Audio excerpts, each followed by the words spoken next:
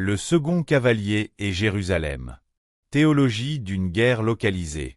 L'ouverture des 7 sceaux dans le livre de l'Apocalypse introduit 4 cavaliers dont les missions bouleversent l'ordre du monde. Le second cavalier, monté sur un cheval, couleur de feu, et porteur d'une grande épée, reçoit le pouvoir des « enlever la paix de la terre pour que les humains s'entretuent » Révélation 6 verset 4. La question de la localisation de cet événement est centrale pour l'interprétation prophétique. Loin d'être un conflit global et indifférencié, le texte suggère une action concentrée sur un territoire bien précis, la terre d'Israël et Jérusalem. Cette étude se propose de démontrer que le cavalier au cheval rouge déclenche une guerre mondiale ayant Jérusalem pour épicentre, conformément aux prophéties de Zacharie, Daniel et au développement ultérieur de l'Apocalypse. Un porté géographique du second sceau Révélation chapitre 6 versets 3 et 4. Le texte grec d'Apocalypse chapitre 6 verset 4 emploie le terme « terre » pour décrire le théâtre de l'action du cavalier. Si de nombreux commentateurs y voient la terre entière, une lecture attentive des prophéties de l'Ancien Testament invite à restreindre ce terme à la terre promise.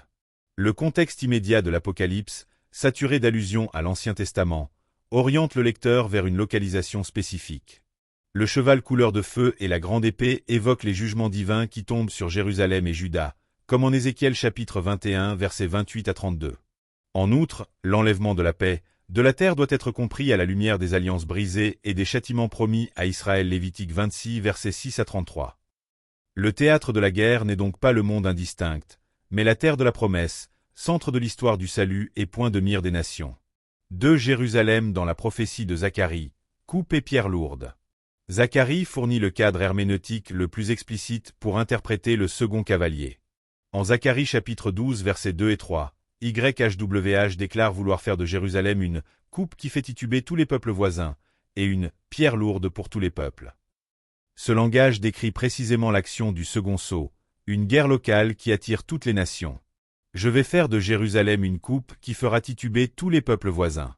Et Juda sera assiégé, ainsi que Jérusalem. Ce jour-là, je ferai de Jérusalem une pierre lourde pour tous les peuples. Tous ceux qui essaieront de la soulever ne manqueront pas de se blesser gravement, et toutes les nations de la terre s'uniront contre elle. Zacharie chapitre 12 versets 2 et 3. Ce passage est déterminant pour notre enquête. Il associe explicitement l'agression militaire à Jérusalem et à la coalition des nations de la terre. Le second cavalier d'Apocalypse personnifie cette force guerrière qui enlève la paix de la terre d'Israël. Zacharie chapitre 14 verset 14 ajoute que Juda aussi participera à la guerre à Jérusalem, et que les nations voisines seront dévastées. Le cavalier au cheval rouge est donc le moyen prophétique par lequel cette coalition se forme et attaque la ville sainte. 3. Les 42 mois et le piétinement de la ville sainte Révélation chapitre 11 verset 2. Le livre de l'Apocalypse lui-même confirme cette localisation par la chronologie qu'il associe à la guerre, les 42 mois, ou 1260 jours, durant lesquels les nations piétineront la ville sainte, Révélation chapitre 11 verset 2. Cette période correspond exactement au temps de la tribulation décrite dans les sceaux. Le piétinement de Jérusalem par les nations est l'expression même de la guerre du second cavalier.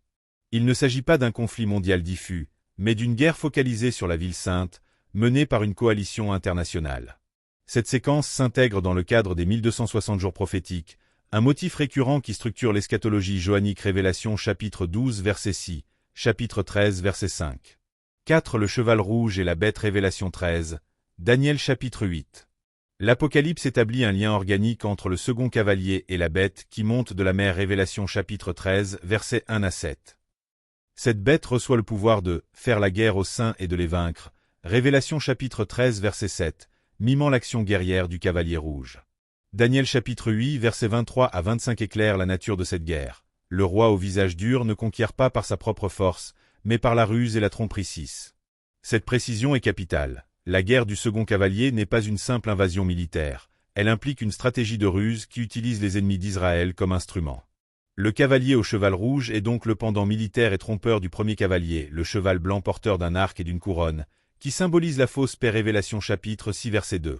La séquence « paix trompeuse », premier sceau, suivie de « guerre localisée », second sceau, trouve un parallèle explicite en 1 Thessaloniciens chapitre 5 verset 3, où Paul décrit la paix et la sécurité qui précèdent une destruction soudaine. 5 Armageddon et le Mont Sion, l'aboutissement de la guerre. L'affrontement final décrit dans l'Apocalypse confirme la localisation thématique de la guerre.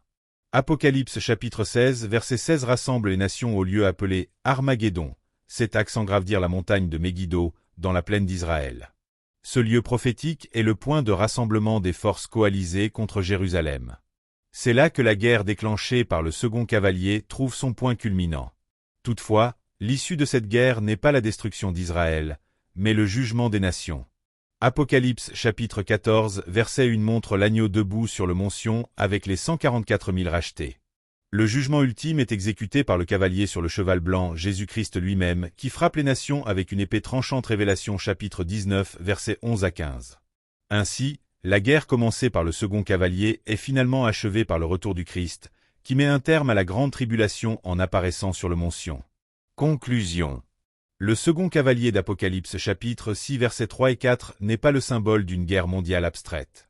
Il est l'agent prophétique d'une guerre localisée sur Jérusalem et la terre d'Israël, conformément aux oracles de Zacharie, à la chronologie des 42 mois et à la typologie des nations coalisées à Armageddon.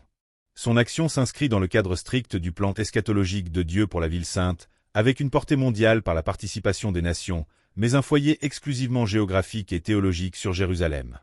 L'exégèse attentive des textes, par la méthode thématique et l'articulation des références prophétiques, permet de répondre clairement à la question. La guerre du cavalier au cheval rouge se déroule là où les prophéties l'ont toujours annoncé, au cœur de la terre d'Israël.